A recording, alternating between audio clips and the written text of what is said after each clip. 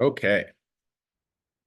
So we left off about slide 15. There were some pictures and, basically they said, here's some stuff that's not in the chapter, right? They cover these to some extent later on. Relational, they cover extensively because that's the real focus of the book. Some of these other ones, yeah, eventually they'll talk about them a little bit. There's some coverage, but it's pretty negligible.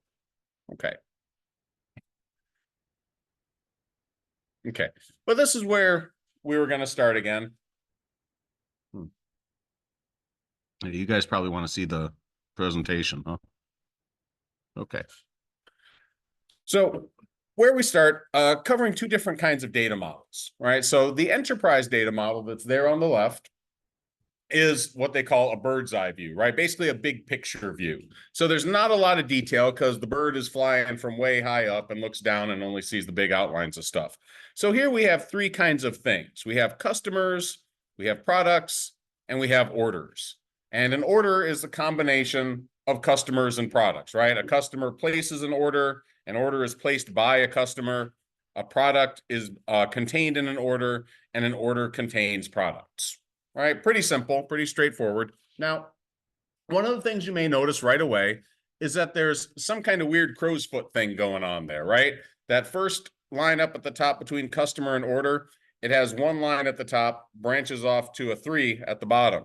And one on the bottom has 3 on both ends, right? Well, the 1 means 1, and the crowfoot, the 3, that means many. So what that means is an order is placed by one customer, right? But a customer can place many orders. So for any particular order entity, any order instance you have, the order itself is going to be placed by a single customer. However, customers in your database, may be buying different things every day. So you could have many orders placed by the same customer. That's what we call a one-to-many relationship.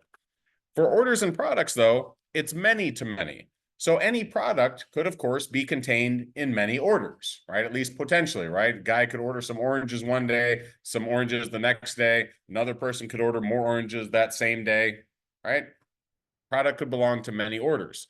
Likewise, an order can contain many products. So the distinction here, if you see on the right, what they call an order line, that's like a single line entry for an order. So think about it, you go to the grocery store, they print out your receipt, and it has all the different things on it. You bought a bag of potatoes and a couple oranges and a 6-pack and a 2-liter of Pepsi Zero and whatever, potato chips, whatever. Each one of those things you bought is an order line, okay? But the entire order can contain many products. Now, well, we see this blows up over on the right, blows up in the good way, right? Expanded detail. So you have more detail in the project data model. So for customer, it says specifically what the attributes are. Customer has an ID, has a name. Order has an ID, has an associated customer, has the order date. And the product has a product ID and a standard price. And the order line has how many of that product you bought. Okay, so there's a little more detail. And this part on the left that branches, between order and product, there's an intermediate step there with the order line concept. Okay, so those are two different data models. And again, enterprise model is less detail, right? Basically a very high level view. Project data model has more detail. Okay. We may talk about some of these things, but we've already, covered them. So this, right, is boxed in red. One customer may place many orders, each order placed by a single customer. This kind of crow's foot notation we're going to do pretty extensively in the enterprise relationship, data modeling chapter we cover. Likewise, going forward with that. Okay, same thing here. We're going to get some more detail. One order can potentially have many order lines, right? It doesn't mean it does definitely have. It means it's possible that an order could have more than one. The distinction between one and many, if we say something has one, then it always has exactly one. If it says we have many, then it's not really constrained that way. It might only have one. You could go to the grocery store and make an order that only has one thing, right? So it doesn't mean it definitely has to have many. It just means it could. There's no particular upper bound on how many things you can have in an order. Okay? So we say one to many, we mean definitely each order line belongs to one and only one, or well, yeah, belongs to one and only one order, but each order could contain many order lines. All right. Okay, and a little more on the right. Likewise, one product can be in many order lines. Each order line refers to a single product. So that is, once again, a one-to-many relationship. Okay.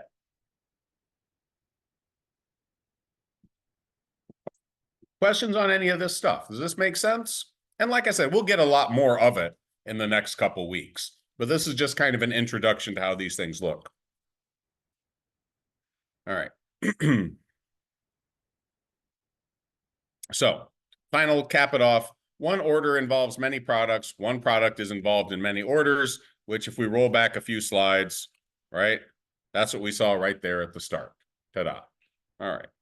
They're just kind of blowing it up there and giving a lot of detail.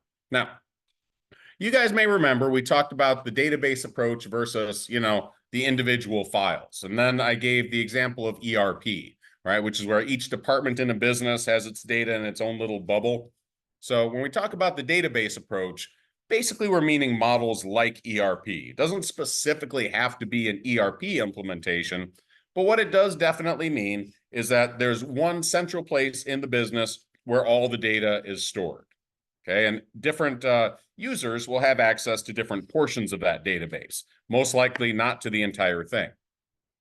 So, advantages of the database approach. And if I recall correctly, there were some questions on the exam about which one of the following is not an advantage of the database approach, right? So, one nice thing about it, different users get different views of the data. Now, you do have to provide some kind of filtering on that, which conceivably you could do with the, what I'll call the file method or the bubble method. You could still have a department where, different people in the department have access to different portions of it. But it's a lot easier to allow outsiders to have access. I guess that's the real point. So if data is stored in a departmental bubble, right, you got to get on the phone with Joe in accounting to ask him your question. If it's in one sort of centralized repository for the entire organization, then the database administrators can set up some kind of rules for who gets to see what. And then that's set. It's easier for outside people to directly access. Okay. Enforcement of standards. Well, if the data is only in one place, that means it's only done one way, right? So if you want to do it in a particular way, well, you implement that and then it's done. Ta-da! So you don't have to worry about formatting issues across bubbles, right? You don't have to worry that you have the same data in accounting and finance for some vendors, but it's stored in different formats. So you have to do a translation process, or accounting has updated the metadata around some field, so now it's stored differently. Now maybe they're storing zip codes as 9-digit codes, but finance is still leaving them with 5-digit codes, and it makes it harder to do queries. Okay. Improve data quality. Well, honestly, the biggest thing with this, right, because you can set up constraints and data validation rules on a single bubble just as well as you can with, centralized data. But the nice thing, if you know the data is only in one place, right, for any one data thing, and you apply a rule, back up to enforcement of standards, that rule is going to be in effect for everybody at all times. So it definitely does solve some security problems. That's certainly a concern. For example, if the finance people basically allow anybody to look at portions of their database, and accounting has very strict restrictions on it, it could be that people in finance get to look at things that they shouldn't because, just by virtue of being in the finance department and their relatively lax security constraints. So again, you can set up those validation rules or access whatever, but if it's only done once and in one place, you can assure that it's uniform throughout the organization. Okay, better data accessibility and responsiveness. If every department has its bubble, right? And here we're talking like old-timey systems from like the 60s, maybe. Basically, they might all access data in their own weird custom ways. But by the time the 70s came around, and why are we talking about how they did stuff in the 70s? I don't know, because it's in the lecture. SQL was developed. By the way, I'm just going to say, because I always say this in every course I take that involves SQL. If you are just a little bit older than me, chances are you say SQL SQL. right? There's dudes in our department that are older than me and they say SQL. You will surely meet people in your workplaces that are older than me that say SQL. Most of you are probably going to say SQL. Probably. I don't know. Usage changes. But what's important with this is to live and let live, right? Because what you don't want to be, you don't want to be that asshole that their first week on the job, the boss says to you, hey, could you write up some SQL queries for that? And you say, no, but I'll write some SQL queries for you, right? Don't be that guy. All right. Anyway, but the fact that there's only one language out there widely used to access data, again, means it's easy. And it's easier for outside people, right? Because they don't have to learn a whole custom language to access any particular pile of data, right? They learn a little bit of SQL once, they can write queries to access the data. Great. Okay, and last point, security, backup, recover, concurrency. I guess disaster recovery is easier. Sure, right? Because you have one thing to back up. You don't have to worry that you go through this massive checklist of things you have to cover and then say, oh shit, I forgot to back up that one, right? It's just, hey, here's our database, make a copy of it. We're good. Okay. There are some, downsides of it as well. There's no free lunch. There are only choices of what kind of, fails and pain you get. So number one, implementing the database approach requires a little bit more overhead. Now, I'll give you an example from my own life, okay? So you guys have heard of iClicker, right? Let's see what we get here. 1 second. There we go. You guys have heard of iClicker, right? That's a lot of windows. Why aren't you doing it? There we go. Geez, that took a while. Okay, so with iClicker, it's this tool for gathering attendance, right? You track attendance, you track participation. Well, I had various number of fails last semester. So I was trying iClicker for the first time, and I ran it for about the first half of the course. And then I recognized that I had done something wrong. I had misconfigured the physical location tracking of students. And I figured that out when, attendance started to drop, obviously, in class, but the numbers for iClicker said, oh, everybody's still showing up. So I said, oh yeah, something's up. So I started taking physical roll calls, right? I just went through the list of students and said, okay, are you here or are you not here? And I did that a few times, all on separate documents. And then, because I couldn't figure out what I had some other unrelated problem. There was a screwy thing with iClicker. It turned out to be a known bug that they have. If you have a shitty low-end laptop like the one the university gave me that I was doing, right? It's not much better than, I don't know, like a Chromebook or something. There's a known thing where the operating system reading mouse clicks with iClicker will interfere with other things, and the whole system for iClicker will kind of lock up and not work. But I was trying to figure out, did I do a bad install? Did something get corrupted? Am I doing something wrong? Did I not install an update? And I tried to install, a new revised version of iClicker, which amazingly worked the first day, but then stopped working. So I had like 4 or 5 different piles of data, all in these separate things. And I assure you that trying to keep all that up to date with attendance was a colossal pain in the butt. Right. So yeah, it kind of sucked.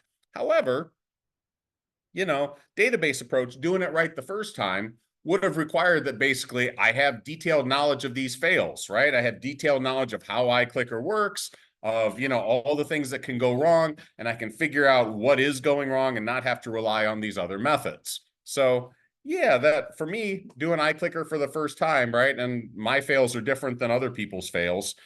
There's definitely some upfront cost to making sure that was going to work. It just wasn't feasible. So I had to do the best I could as I went along. Ongoing costs, right? Database, setting it up this way, maintaining it. Yeah, you need people that are more knowledgeable. If you're doing it separate files, yeah, you have a bunch of people create a bunch of Excel files. That's pretty, low on the requirements for technical knowledge. If you want to do some serious database with validation rules and access constraints and all that, well, you're going to have to have people who know what they're doing. And even more than that, if your data is only in one place, then you have to have like backups, you have to have consistency checks, because that's the whole point of it, right? You have to be able to say, here's all our data in one place, and we know it's correct, And we know other people from the outside are going to use it, so we have to make sure it's set up in a way that's conformant to existing security requirements, so that people can't, figure out data they shouldn't be able to, and they can't do, malformed queries that grab data they shouldn't be able to see. So there's a lot of extra stuff that comes along with that than just saying, oh, here, we have an Excel file. Okay. And last one, organizational conflict. They say here old habits die hard, which is often true, but that's not really the point. The point is conflict is necessary, right? Different parts of your organization always want different things, and there has to be some sort of resolution mechanism for that. For example, maybe one part of maybe your marketing people, for example, maybe they want your system to have one batch of data very, very available, right? Things like multimedia, so they can look at their ads and other stuff very quickly, so they can review videos very quickly.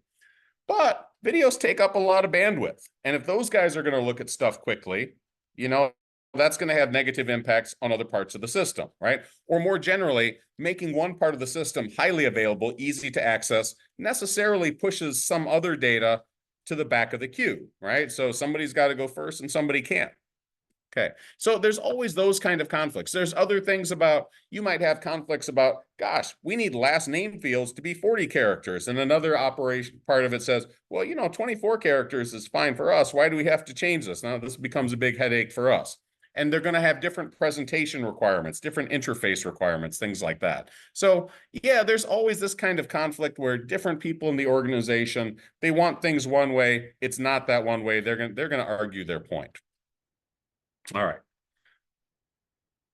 While we're on the topic, let me see if I can find something. So you guys vaguely remember that there was something called the Soviet Union about 30 years ago? Are you guys familiar with some of the issues of centralized economic planning?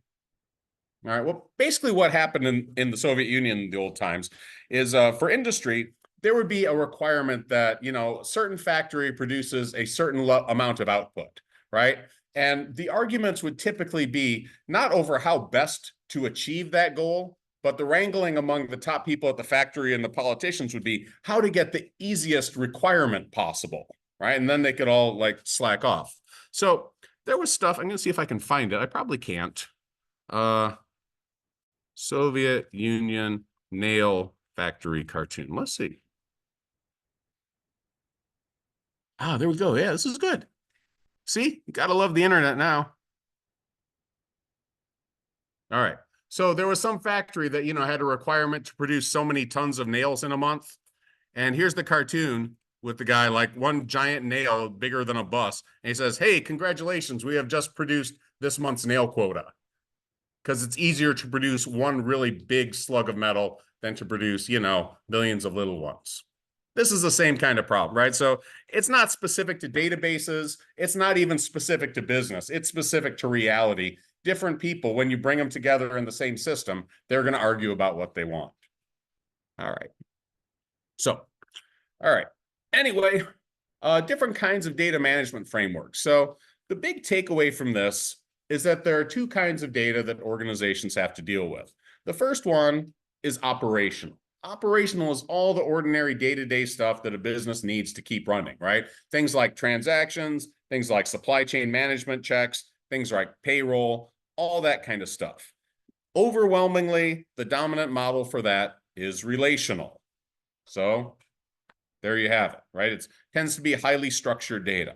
Doesn't absolutely have to be, but yeah, the dominant part of that is relational data. And as you can see, this is basically, right? This is basically a traffic chart through most of the book, through most of the course for that matter. So we start off with 2 and 3, 4, 5 and 6 down at the bottom with SQL, applications with SQL 7. We're going to do that eventually. Chapter 8, chapter 9, chapter 10, chapter 11, chapter 12. And there is an online chapter 13, but basically this is the book. This is the book in one chart. Okay, so we're going to spend a lot of time talking about relational data in an operational context, and eventually we're going to talk about some informational stuff. Informational is a little different, tends to often be unstructured, right? So give some typical examples. Oh, yeah. Gotta do that again. Okay. Good, okay.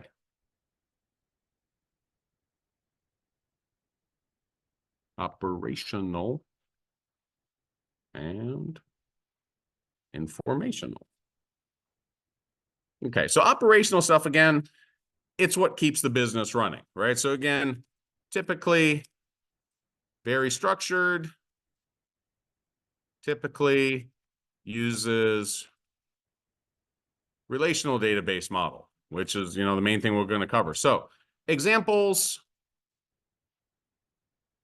a purchase, right? Which you might say an order line, right? You might say an employee, right? Attributes for employee, last name, first name, job, address, stuff like that. A project, right? Things like name, location, start date, end date, lead dude on the project, okay? Client. All right, those are your typical kinds of operational things. Informational can be structured, often unstructured, right? And unstructured data has this problem that it tends to be very variable in size. So you guys remember towards the closing point, I think it was the very last thing I talked about the other day, was when I talked about how in a relational database, all the fields in a table, right? All for any field, every record has the same size for that field, right? And it makes it easier to find things because you know with the offsets where exactly that field is going to start. So it's easy to scan through RAM with multiplication instead of checking the entire record for every record. Well, the problem with unstructured data is if you have multiple fields within a record, you don't know where to start, right? So imagine if you have a web page, right? And the web page is HTML and it has a bunch of objects in there. And you have object 1 starts at location, whatever. Object 2 starts at memory address, whatever. Object 3 starts whatever. If you're looking for a particular kind of object, right, you might know, due to how the database is set up, that it's definitely in each record, right? Each record has the same set of things. But because it's unstructured, some of them could be big, some of them could be small. For every record, you're going to have to scan through either the entire record itself or some list associated with each record to say, hey, this element starts at address such and such. And all those extra operations take time. And if your queries are complex and involve a lot of records with that kind of model, they're going to run pretty slow. Okay, unless you put the whole thing in RAM, in which case, yeah, it's probably going to run fast, except for really extreme examples. Okay, so dangers with informational stuff, right? Often relational model is not suitable because of wildly varying data field sizes, structures, or inclusion, right? For example, suppose you want to make a database of complete transactions where each record is one full transaction of all the things somebody bought. How would that be an unstructured set of data?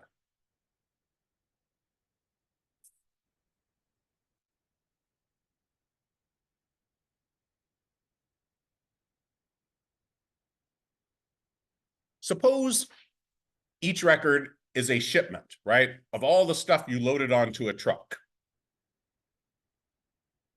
Why would that be something more like unstructured data than structured? What's the issue? Is it possible that you might only have a few very large things on a truck? Then would the record be pretty small? Yeah, because there's only a few things. Is it possible that the truckload might be full of many small things that need to be individually tracked? Then the record would be very large, wouldn't it? So you have that kind of mismatch that doesn't really correspond to the relational model, right? The relational model assumes every record has the same fields, same set of fields as of every other record in the table, right? Sometimes that's just not reality.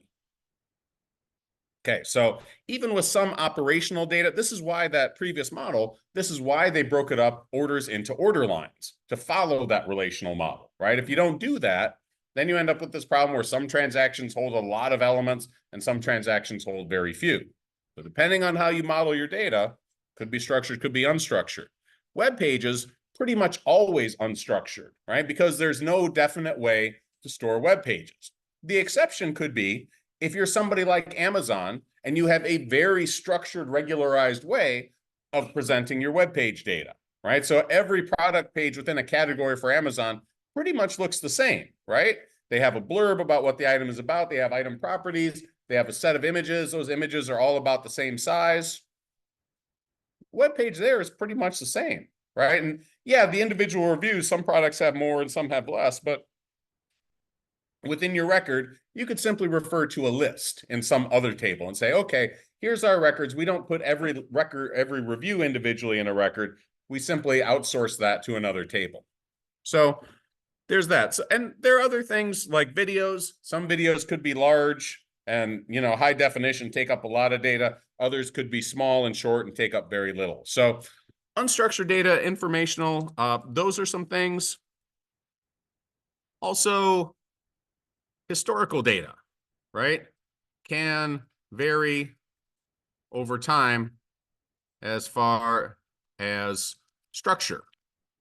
Okay, so example, supply chain management data, right? Maybe when your operation was first starting, right, it was expensive to send a lot of data. So maybe in 1995, you only recorded data for full trips, right? You say, okay, we sent this shipment from here to here, and here's how long it took to get there.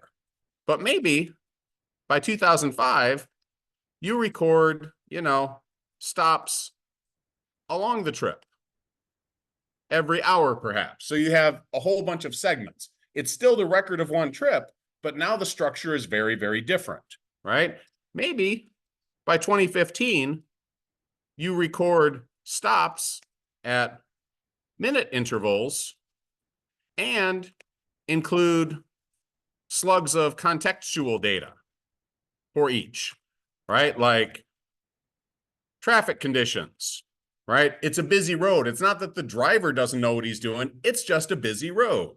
And, or weather, right? The driver's fine, but it's snow and ice. And you know how people drive when it's snow and ice, they go a lot slower. Maybe the guy's stuck behind a Subaru, right? You know what I mean. For those of you who have been there, you know what I mean. Yeah. Okay, so all these different kinds of things, it's something that, yes, within some time interval, it could be fairly structured. But if you look at the whole historical aggregate of data, it kind of becomes unstructured because there are changes over time. Okay, so don't need to get super deep into this. I'm obviously going more at length than the textbook does, but operational data, structured, uses the relational database model. That's most of what we'll cover in this course, but recognize there's a whole nother world out there of unstructured data that needs to be managed. One way to manage it is to convert it into some kind of structured format. The other is to accept it as it is and basically cut some corners of the relational model. So the example I will give for that is Facebook, because I do like covering this. So Facebook queries, right? For images. Now, in a relational database model, you can make queries like, show me all the photos posted by users in Chicago in August 2023, right? You could run a query like that in a standard relational database system, okay? But Facebook, you can't do that, right? There's no mechanism in Facebook for doing that. Facebook might do that behind the scenes. They might, you know, pull some set of images to put in your feed, but basically in Facebook, you can look at your feed, which is auto-constructed when you first join, or a particular person's photos, right? There's not a mechanism to run this kind of multi-table query that says, oh, check the user, check if that user is in Chicago, check if that user has posted photos, and let's bring all that data together. Facebook, you can't do that. That's the way they deal with that particular unstructured data problem. is they just say, no, we're not going to let you run that query. Okay. So, there's limitations. There's no free lunch. Okay. Is that good enough? We can move on. Questions? Would you like to know more? Okay. So there's a lot of wacky pictures here that basically cover some of this stuff that we're doing. Okay, so these are different systems using data warehouse, right? Data warehouse, all the operational data that the business has, basically. And that can be sent off to other things, can be sent out as reports, can be sent out as informational data to your analytics people, can be mined. So you can, come up with promotions and flyers and things like that. Okay, so different applications can use that data. I'm a little surprised that they bring up Hadoop. Hadoop is a thing. Google used to use it. The idea with this sort of thing, what's called MapReduce. Have you guys done MapReduce in other courses? Oh. This is the first time you've heard of MapReduce? Oh, cool. Well, I'll give you a little. Okay. I'll give you a little blurb on that. I wasn't sure if that was going to be a review or not for all of you. Okay. So the idea with MapReduce is that you have a large problem that can be broken up into many small problems that can be solved separately. And then you can combine the small results as equivalent to the big result. Okay? So that's the idea of what you're doing with MapReduce. Think about it, for example, suppose you want to count how many letters E are in a large book, right? The big problem is scan through every character on every page, count how many E's you find, right?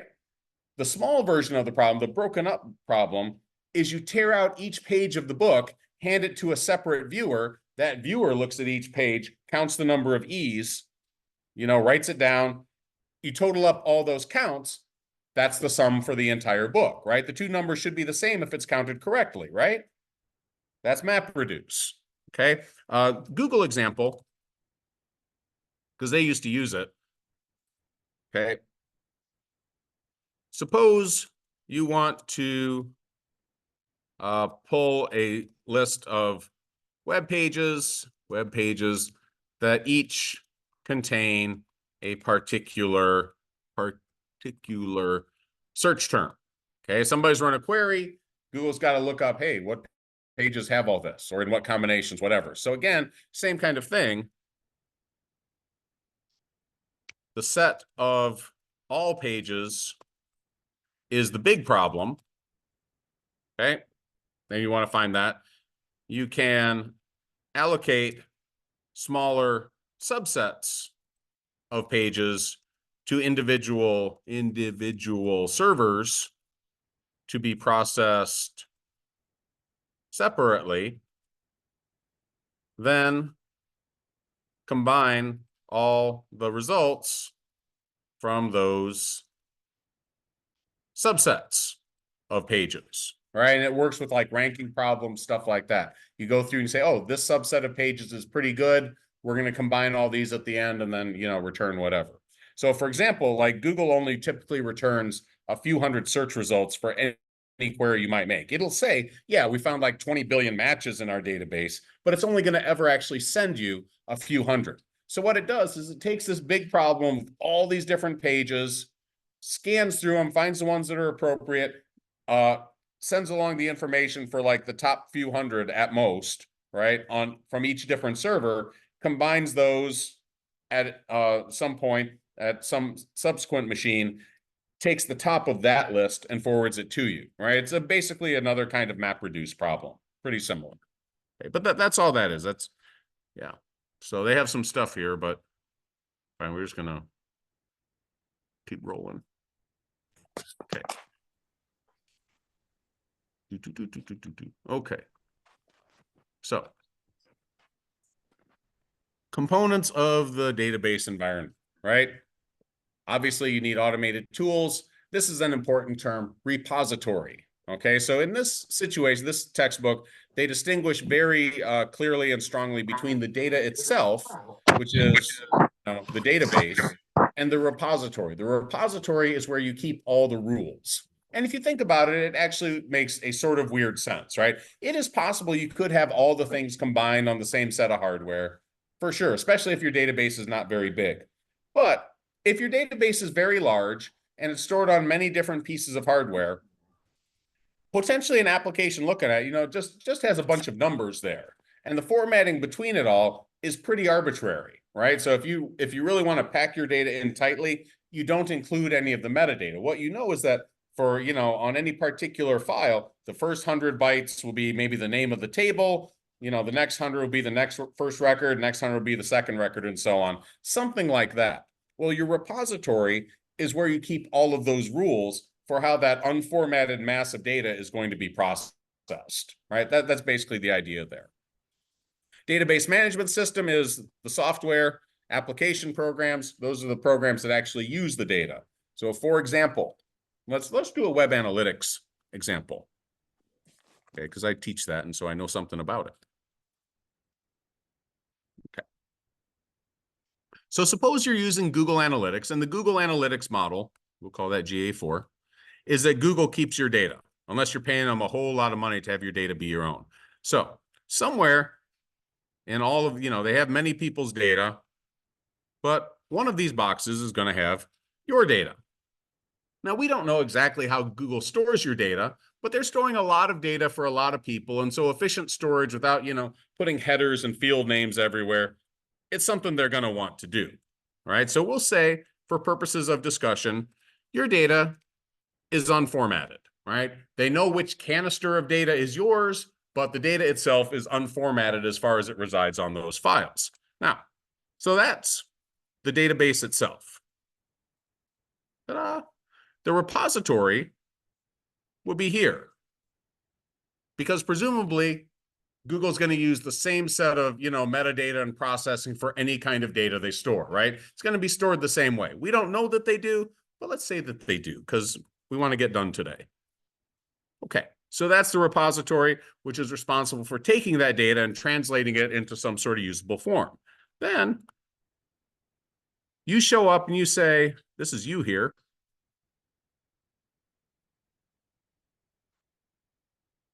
You, the user.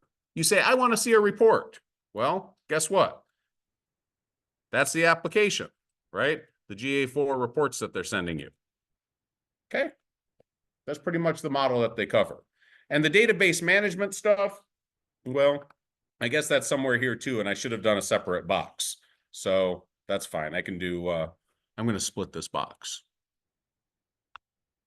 Repository applies rules to, no, not the database. Oh, the database management system. Okay. Okay, so that's pretty much it. Because you have to have the data, you read the data, you apply the rules to it, then it's suitable for inclusion in a database management system. That database management system can feed that data appropriately formatted to other applications. Cool. Yeah, so those are the four big points, right? There's a lot of other words. There's stuff here. Oh gosh, I had no idea what a system developer would do. I thought they just developed systems. Anyway, anybody here not know what a user interface is? Anybody here not know what an end user is?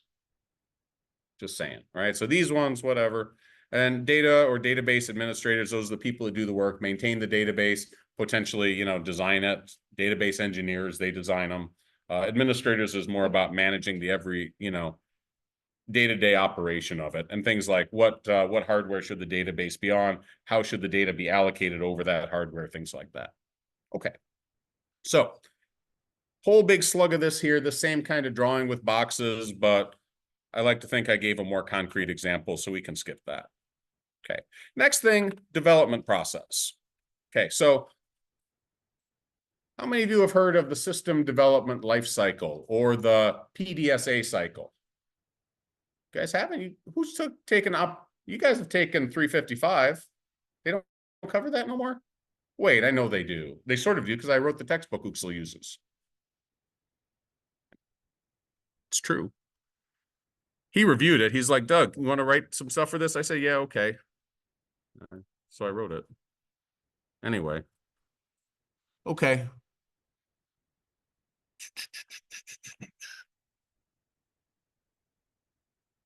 All right. So what it is, the system so imagine if I tell you guys to go, so here's the problem. You want to try something new. You want to implement a new system, right? And I tell you all, break up into groups of 3, go talk about it for 5 minutes about a sensible structure, methodology for doing that, and then come back and report, right?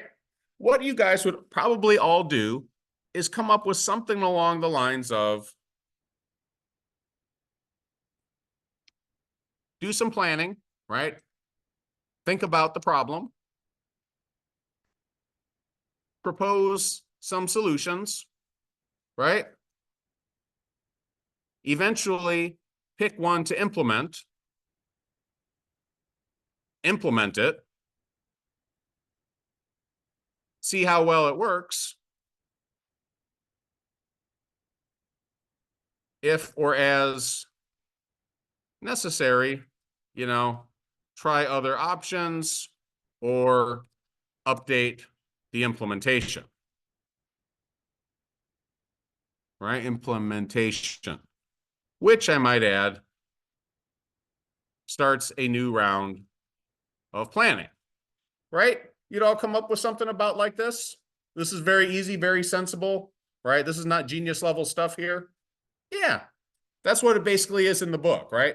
And there's been a bunch of different models over the last century that have proposed. The big one was PDSA, Plan, Do, Study, Act, which is that kind of wheel where, you have a plan, you try to implement it, see how it goes, and then repeat. And there are other ones. There's some dudes who say, oh, no, there shouldn't be just 4 steps. There should be 5 or 6. And there's some other dudes, like I think in the book, in what I wrote for 355, I think we said like 3 just to keep it even simpler. But you can argue about the number of steps and what, do you break the steps up into little pieces or do you combine them together? That's not as important as there's some portion of planning, there's some portion of implementation and actual observation, there's some portion of revision. Okay. And it goes through that cycle. So again, the book here is, ooh, you got a lot of boxes there. The book is very focused on particular details of it. We'll get to that. But, honestly, outside of the course, those particular details are not that important. You'll just have to regurgitate them for the exam. Prototyping is the alternative. So the system development lifecycle, I'll give you a little background. This will actually get you through a few slides. So there are basically 2 philosophies to project management. And I know some of you must have taken project management. Yeah, okay. Project management philosophies. One is orderly and in practice assumes everything will go according to plan. And this works great for some models, right? For example, building a road. There's a pretty standard process for building a road, barring major earthquakes or, civil unrest, whatever. Building a road is not likely to go off the rails, right? There's going to be, a plan to do it and you just follow it. And you might deviate a little bit from the plan schedule, whatever, but not by much. Or building a large building. Okay. The process for doing this is pretty well known, pretty stable, pretty reliable. Again, probably not a whole lot is going to go wrong. The other assumes things going wrong is very likely, or at least a foreseeable risk, right? Example, designing a large information system. What could go wrong in the design process of a large information system? What's one very obvious thing that might happen? You have this big operation system, information system. You have a plan. You have a plan that created in 2014, and you think you're going to finish the project by 2016. What could go wrong in those 2 years?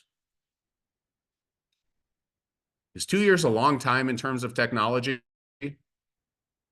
For most things, yes. Not all things, most things, right? So what could go wrong? Well, there could be a new generation of hardware, right? And you don't want to use this old gunk. There could be an entirely new generation of network usage, right? There could be sudden massive explosions in the amount of data you're generating. Maybe your business model itself, you figured, gosh, we're going to need 100 gigabytes. But things have kind of gone off the rails with this new video technology. And it turns out you need 100 petabytes. Oh, shit, right? That's a big thing. Maybe you plan to implement, what were we using in 2014? Was it still Windows Vista back then? It was probably like Windows 8, huh? Windows 9? Was there a Windows 9? No, it jumped from, yeah. Say you plan to implement it on Windows 8.1, right? But then, boom, now there's Windows 10. And you're like, oh, well, we don't want to be the losers that are still using Windows 8, right? All these kinds of things happen all the time. And again, I'm just talking about a few. With every hardware component you have, there could be some kind of change. With every software component you have, there could be some kind of change that somewhat invalidates your plan. And so what often happens in the real world, if you try to follow that assumption that everything's going to go fine, you say, oh gosh, we built the system this far with these assumptions, but those assumptions are no longer valid. So now we got to go back to the planning stage. The other thing that can happen, what happens if you miss something in the process? Okay. If you miss something, somebody says, oh, you know what? I see that you got to the third stage of the process. You're past planning and stuff, but gosh, our client just says they want this new feature. So now you have to go partially back to planning and figure out how you're going to implement all that stuff in, right? So this kind of method, oh, I know I don't want to spend too much time. You guys remember the Obamacare launch in 2013? I know some of you guys, all you really need to know is that it was a train wreck, and it was an entirely foreseeable train wreck. What happened is the guys who were designing the portal for it, they basically said they were still going to be in the stage of doing testing on how well the portal worked after the portal was actually open to the public. That is a recipe for disaster, right? And in fact, what happened, basically the initial portal contract was given to some politician's brother-in-law in Canada. Said, oh yeah, we can do this.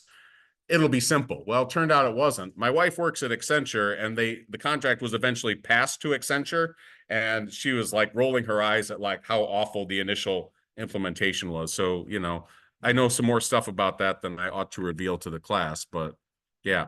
All I'm saying, this is SDLC, and for some projects, it's great and perfectly sensible. This one basically says, instead of designing the whole project in one orderly sequence, basically they say, we will produce usable prototypes and then revise and improve them, time and resources permitting, right? Because the problem with this model, the orderly model, is if you can get 80% of the way done and then the budget runs out, then you're just stuck and you don't actually have anything safely usable at this point. This one, if the world conditions are in fact orderly, this is less efficient. It's less efficient to go and design a prototype and then go back and rework it. But if world conditions are not orderly, then this is better because you guarantee, well, at least by the end of the 3 months, we'll have something we can use. It might not be exactly what we want. It might not be our dream application, but it will be something, it will be useful. We'll have something to show for our money. Okay. And we can go back and revise it if we need to. So that's basically what this whole section is about. And yeah, so there's the stages: planning, analysis, design, implementation, maintenance. And I would say, based on the exam I looked at, plan to be able to regurgitate those definitions, and it repeats, right? So you start off with planning, you come back around. The maintenance stage is where you say, hey, what can we do better? And that necessitates a new round of planning where you implement any changes. You get the idea. Okay. And they draw more stuff on this. This is like a specific mapping to the database design. So in the planning stage, typically, here, if I do this in the slide, you can see all the things pop up one at a time. So in the maintenance stage, not in the planning stage, you say, hey, what's all the data our business has? What do we need? How is it related? Who's going to use it?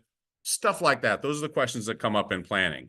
In the analysis, you develop the conceptual model, right? Basically that big bird's eye view that we saw at the start, you were like, hey, why did we cover that? Are we going to come back to that? Yeah, we just came back to that. Okay. Eventually you'll have the logical design, the physical design. So the logical design is basically how you're going to implement that as far as rules and metadata, stuff like that.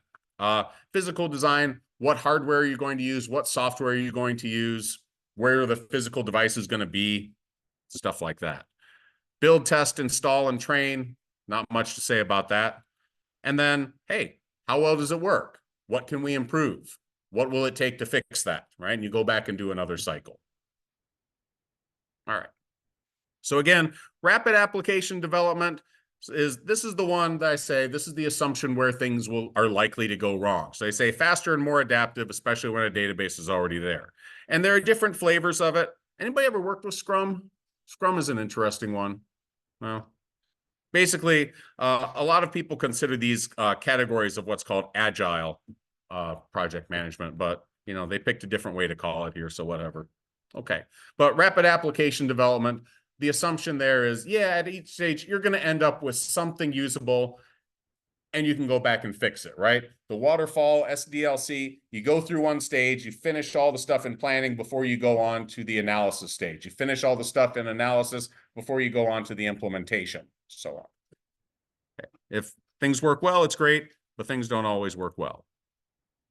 Okay, and here's another map. This is that same kind of stuff, talking about these things, but this is for a prototype one. So again, you see here at the top, you identify the problem, develop an initial prototype, right? You have some kind of workable thing, you implement it, time and resources permitting, you may revise and improve it. Okay, but at the end of the day, you'll have something. And there's a lot of extra notes. You guys don't see them, but if I view the slides like this, you can see down underneath, there's a lot of text if you want to review any of that. And if you don't feel like, shelling out for the textbook, of course, you could, print out the slides and all the notes, and that'd probably have some good resources there. I don't know. Might be more work than, the equivalent dollars to buy the textbook, but your call. Okay. There's another thing called schema. Schema is just basically different ways the database is set up. And in this case, they're talking about the way it's set up in terms of the users. So the conceptual schema, that's basically the reality of the database, right? What kind of things are you trying to represent, and how are you trying to represent them? The internal schema down here, right? So they're all connected. The internal schema, they say here, logical representation of data, physical structures, basically what hardware are you storing it on? How are you accessing it? Things like that. So conceptually, you might say, well, we have people making orders. We have to store that data somehow. The internal schema is something like, okay, and an order will look like this. It will have these attributes with this particular format, right? And a customer ID will look like this. That's part of the internal schema. And then you can talk about how it gets set up and stored on different pieces of hardware.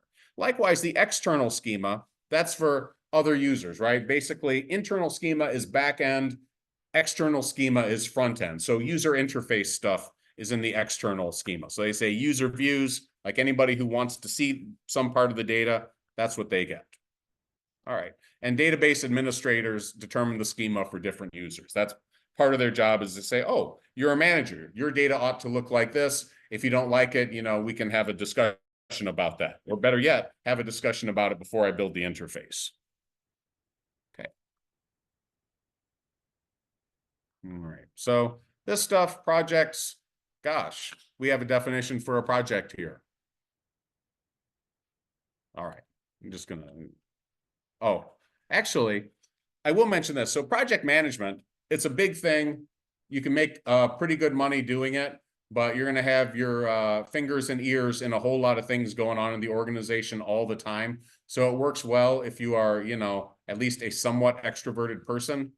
My wife is a project manager, and it was weird. Like the first 5 or so years we were together, anytime she wanted me to do something, she would say, honey, I have an action item for you today, or I have a set of action items. So let me assure you, when the time comes that you are considering marrying someone, if they are reasonably happy in their job, it is because their personality fits that job. Project managers, they tend to be bossy. Go figure, right? She works in security, so she's super detail oriented, which is a great thing in a security analyst, but can be annoying at home, right? Honey, there's a speck of something in that corner over there. Could you go pick it up with tweezers? You know, I used to say that I spent half an hour a day picking up things off the floor that she wanted. And now when she asks me to do something like, she says, yeah, just add it to your half hour.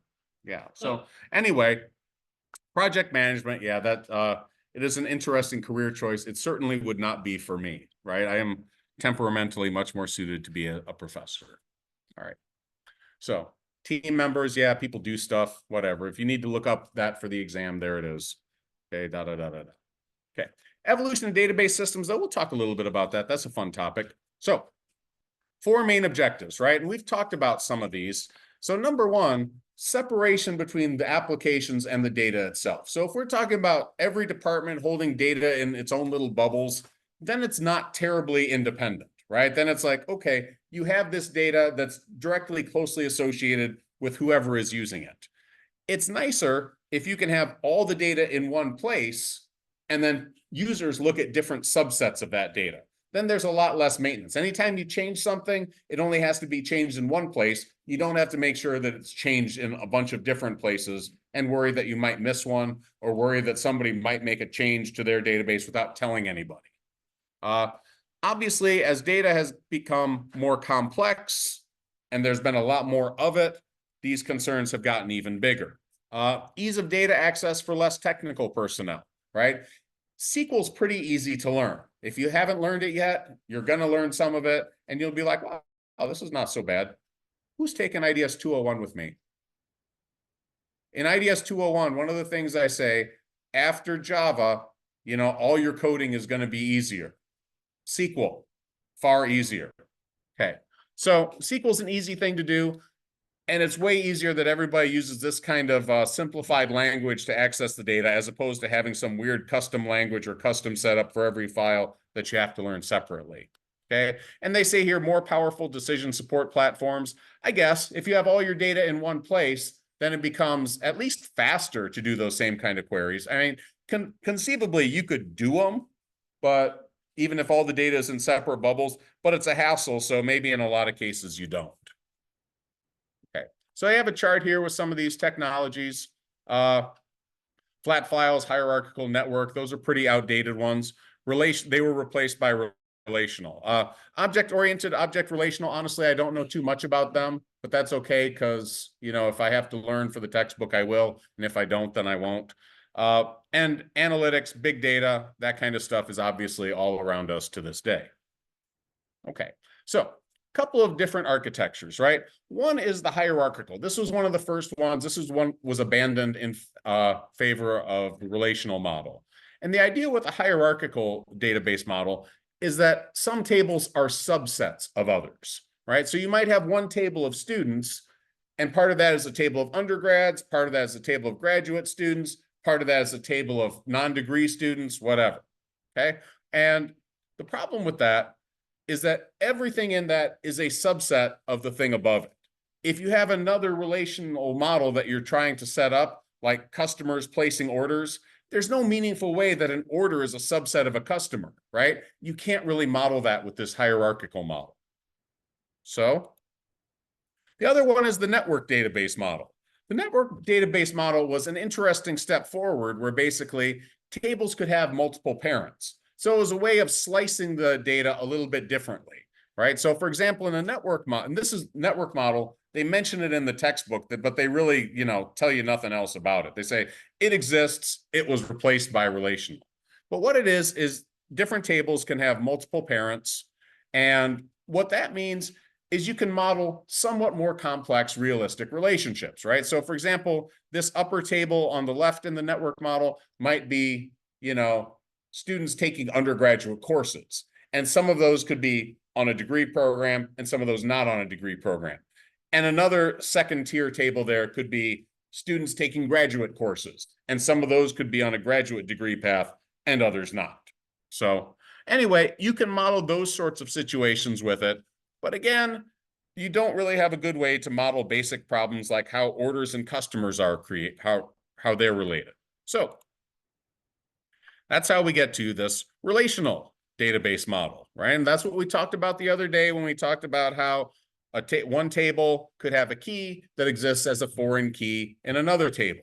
So if you have a question like, let's do a query.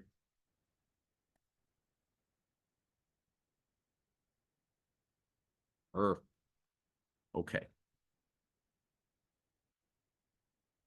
Show me all orders from customers in Chicago in August 2023, right? So maybe for every order, you have the fields customer, which is going to be a foreign key, right? Let's start off with order number, customer, and date. Okay, so the customer and the date, and then we'll say actual items. Okay. Whereas the customer table will have customer number and zip code. I guess that's fine for what we're doing. And then zip code might have the actual zip code number and municipality. Okay, so by knowing who placed the order, I can find out the zip code, and by knowing the zip code, I can find out the municipality. So relational database models, they're enabled to allow you to do that, to model these kind of relationships, which are often very important for, doing analytics on data, right? These other models may have been perfectly fine if your question was, hey, I placed an order. Can you show me what was in that order, right? Then you have an order and the order is broken down into the things within it. It's fine for that. But if you want to do these large scale queries like show me all the transactions from a certain time range in a certain municipality, the hierarchical and the network models aren't going to work for that because it fundamentally needs a different kind of relationship across tables. Cool. Okay, good. All right. I know we got like 10 more slides, but that's okay. A lot of this stuff we don't really care about. So again, multidimensional models, they exist. Big data models, they exist. We could talk a little bit more about them, time permitting, but not overly concerned. I will mention, you guys done pivot tables in Excel? Pivot tables are basically this multidimensional database model, right? So you have some gigantic pile of data that you can slice and dice in different ways. Yeah, that's basically pivot tables. Okay. All right. So range of database applications. Some are big, some are small, some are very big. There, we're done. Okay. One common way to do it is with multi-tiered client-server database. And what that does is it breaks up the actions necessary in the database model to different machines, right? Obviously, the client tier is going to have the user interface. The enterprise tier will have all the data and the repository with the rules, whatever. And the application tier is where the database management application is going to run. So, and the thing is, different vendors, they're going to call all these tiers different things, right? Amazon is going to call it something different from Microsoft, from IBM, from Google, whatever. So you get the idea. Client tier could be called user tier, could be interface tier, could be UI tier, whatever. Application tier could be server tier, could be web tier, could be application server tier. Enterprise tier could be data tier, database tier, backend tier, whatever.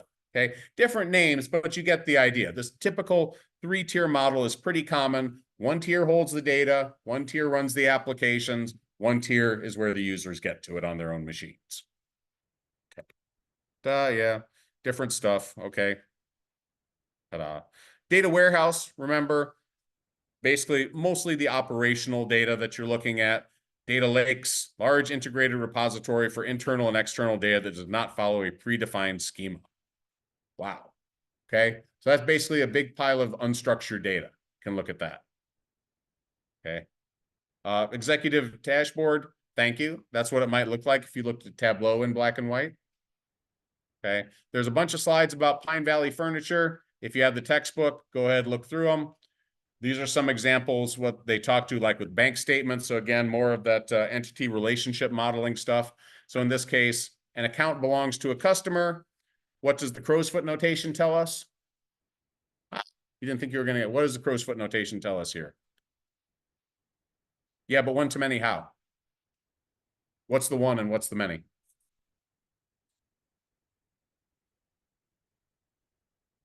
One customer can have many accounts, and every account is associated with a single customer. Now, this could be a problem in reality, couldn't it? Why could this be a problem for a bank in reality? Why might it not accurately represent reality? Can you have a bank account with multiple owners? Yeah, you sure can, right? You can have a joint account. So maybe that's not really suitable for something. Maybe for Pine Valley Furniture, it's totally fine. But for a bank that allows joint accounts, maybe not. Just saying. Okay. All right. So I think people got it. Account can have many transactions, but a transaction involves a particular account, right? A transaction has a particular transaction type, but there may be many transactions involving that type. You get the idea. That's that crow's foot notation. Okay. We'll zip through the rest. Same idea. I don't need to run that into the ground. We'll do that next week, probably. Okay, cool. We're done. Questions? All right. Well, thank you all for your attendance and attention.